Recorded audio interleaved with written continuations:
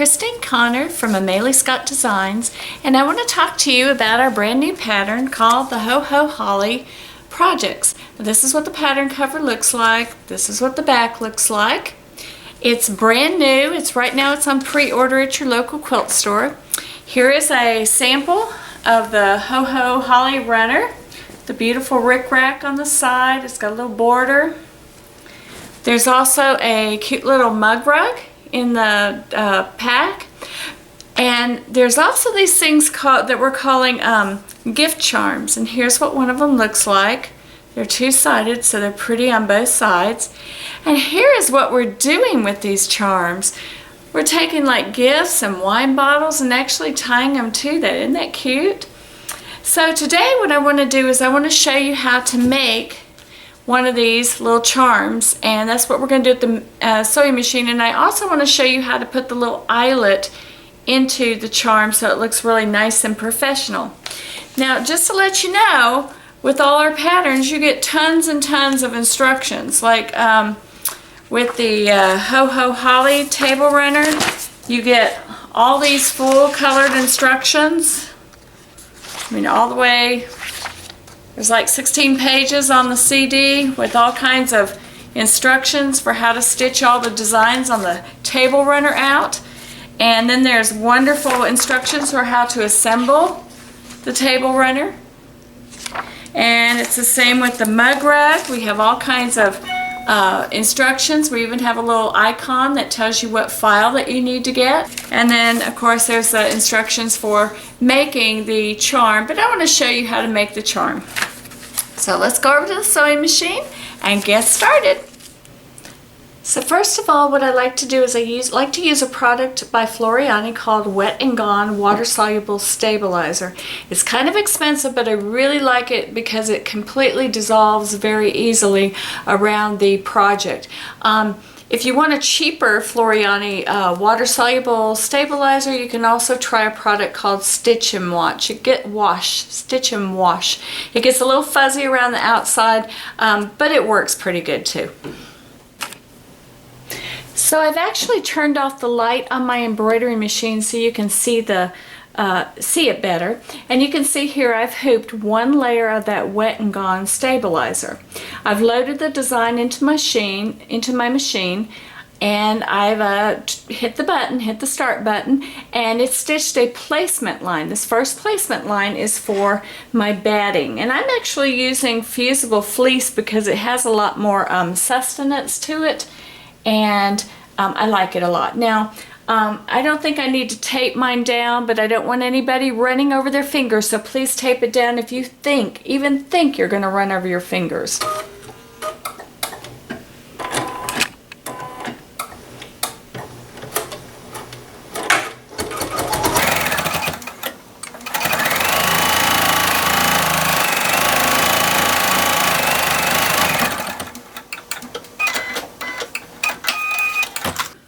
Now when the machine is stopped, you're going to want to take it out of the hoop, and you're going to want to trim away the excess fusible fleece. I'm going to do that now.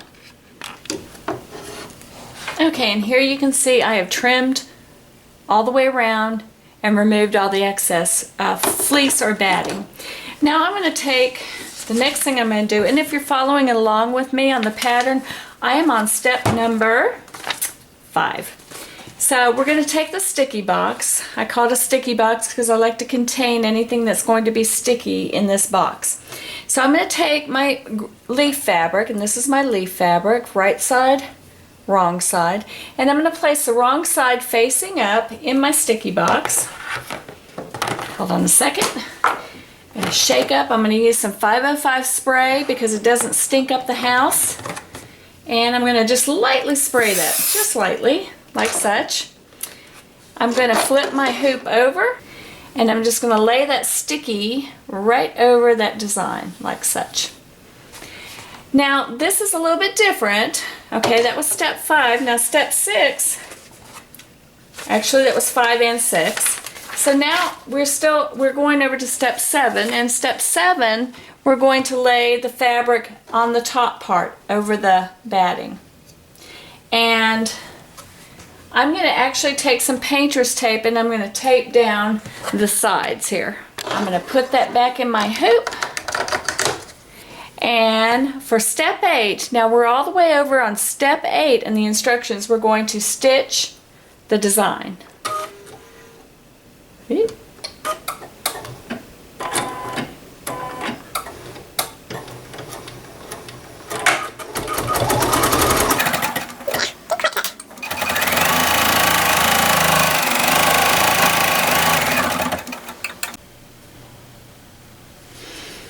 Alright, so here you can see the back of my design. I've trimmed it and I've trimmed the front. Now I'm going to put it back into my machine. I'm going to start the machine. I'm actually on step 11 now in the instructions. We're going to start the machine and it's going to stitch the satin stitch around the edge. It is so weird seeing my machine dark, but I think it helps you see better, so I will live with it.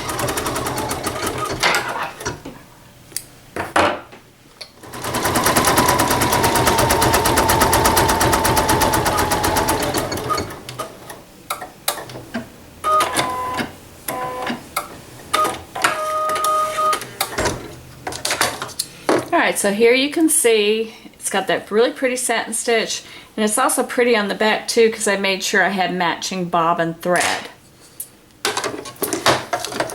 So now I'm going to stitch the, I'm going to start the machine again. Now if you want to change your bobbin thread and your top thread to a darker green, you can do that. I'm going to keep the same thread, and what's going to stitch out next is the veining.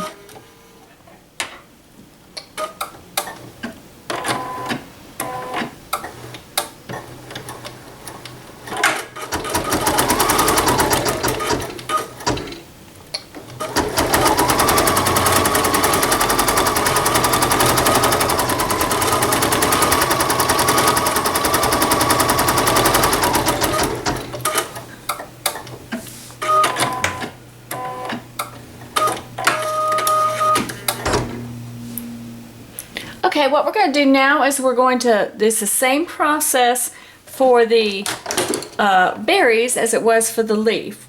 First thing you're going to do is you're going to change out your thread. You put, I would have red berries, but so you would want to change out your thread to red, and you also want to make sure that you have matching bobbin thread in the same color. So I'm going to do that now.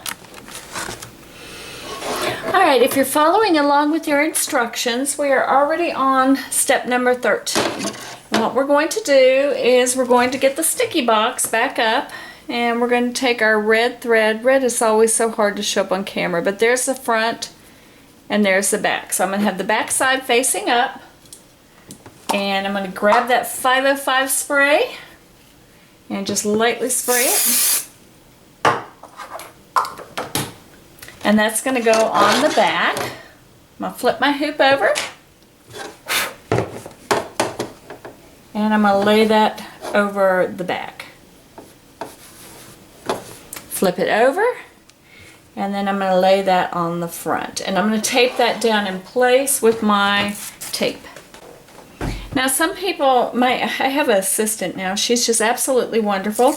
And she was saying, well, why don't you just spray base the top too? And I just like to leave, I just like to spray as little as possible. It's sticky. I don't like sticky at all. This is about as sticky as I like tape. Okay, so I'm going to put this back in the hoop, and I'm going to start my machine. And this is, make sure you have the same matching top thread and bobbin thread, and we're now on step 16. So we're going to start, and here we go.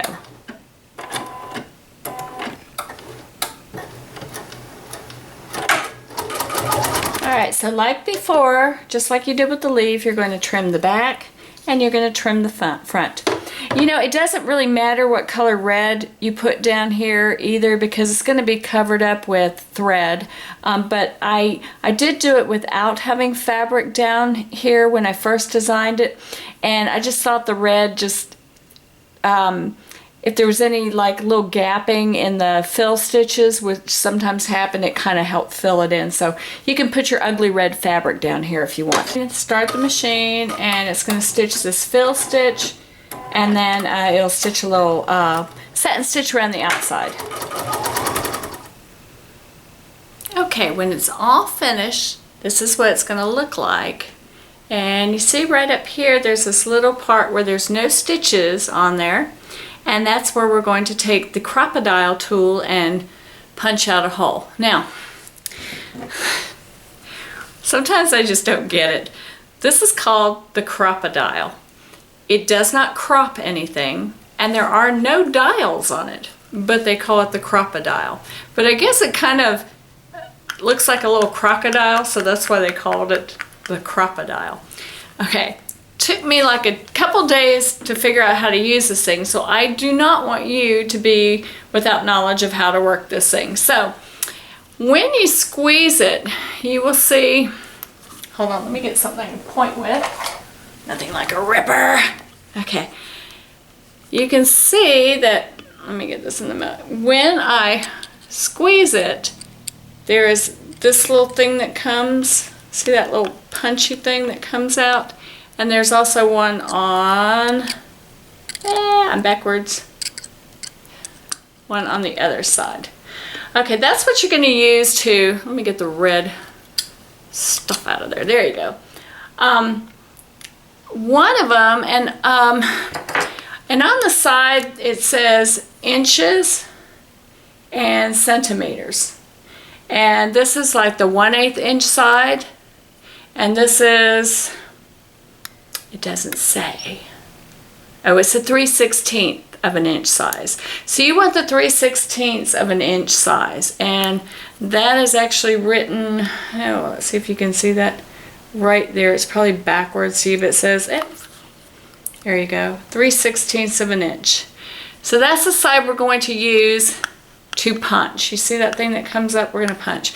Now, can't tell you how many of these I ruined before I figured it out. Okay, there's also a hole on the side. So if I stick this into, I'm all backwards. If I stick that in there, I can actually see where I'm punching through this hole.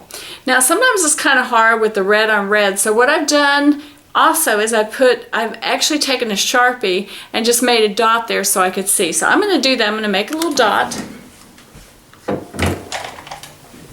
with a Sharpie, because it's going to get punched out anyway, so what the heck. So now I'm going to find the big side. So turn that around. You see, now you see black where it's going to punch. You can adjust, and I cannot do this. I cannot do this for the camera, so let me just get it set up here again. All right, there we have it. And I'm going to punch, and you will see all that stuff comes out. So now I have a hole for my eyelet. And you know there's actually a difference between eyelets and grommets. You can Google it. So I'm going to put the pretty side of the eyelet into the hole like such. There we go. And then I'm going to take, you know, I think they should call this a punch and crunch tool. That's a much better name, because I've just punched a hole and now I'm going to crunch the eyelet. So I'm going to take the pretty side of the eyelet, and I'm going to take, there's a little thing sticking up. I'm going to actually lay the eyelet over that, and I'm going to crunch it with the tool. So it's more like a punch and crunch, or I guess an alligator that's crunching down on you. Maybe that's why they call it the Crop-a-Dile. I don't know. Anyway, so there you have it. And if you want to string these onto a wine bottle or hang them off a tree or off a gift, there's all kinds of things you can do, and we're going to be putting out all kinds of ideas, but that's how you do it. We're also holding a contest where we're giving one of these away free, and we also have some really cute new Old World Christmas mug rugs, and there's a little contest going on for the next week. So if you want to go there and see if you can win a free one, that's where you go. Anyway, see you next time. Bye-bye.